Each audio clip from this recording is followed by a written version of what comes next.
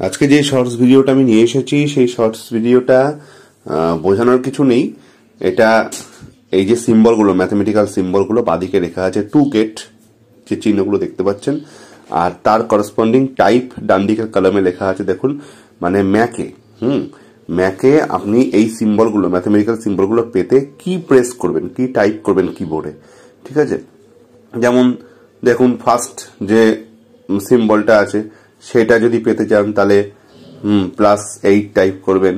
এরকম ডিভিশন সাইনটা পেতে গেলে, ঠিক আছে, অপশন প্লাস, ঠিক আছে, স্ল্যাশ অবলিক সাইন করবেন।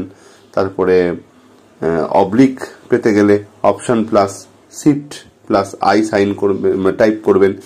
হ্যাঁ, এইভাবে দেখুন প্রত্যেকটা বাদিকে টু গেট সিম্বলগুলো, ম্যাথমেটিক্যাল সিম্বলগুলো আছে, ঠিক আছে।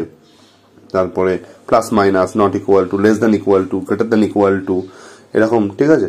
সেইগুলো পেতে আপনি ডান দিকে যে টাইপ যে কলমগুলো আছে করসপন্ডিংলি সেগুলো টাইপ করতে করতে যাবেন, সেই সিম্বলগুলো এমনি চলে আসবে। এটা 1 নম্বর কথা।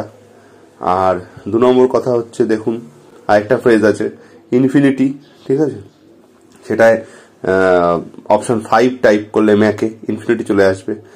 আর যদি আপনি পার্সোনাল কম্পিউটার ইউজ করেন, পিসি ইউজ করেন, তাহলে Alt+236 টাইপ করলে ইনফিনিটি চলে আসবে। এইভাবে পাই আসবে, √ওভার আসবে। হ্যাঁ, এই যে সাইনগুলো আছে সেইগুলো আপনি ম্যাক এবং পিসিতে করসপন্ডিংলি কি কি টাইপ করলে আসবে সেগুলো দেওয়া আছে। প্রয়োজনে দুটোরই স্ক্রিনশট মেরে রাখুন, খুব কাজের ভিডিও, আপনার কাজে লাগবে।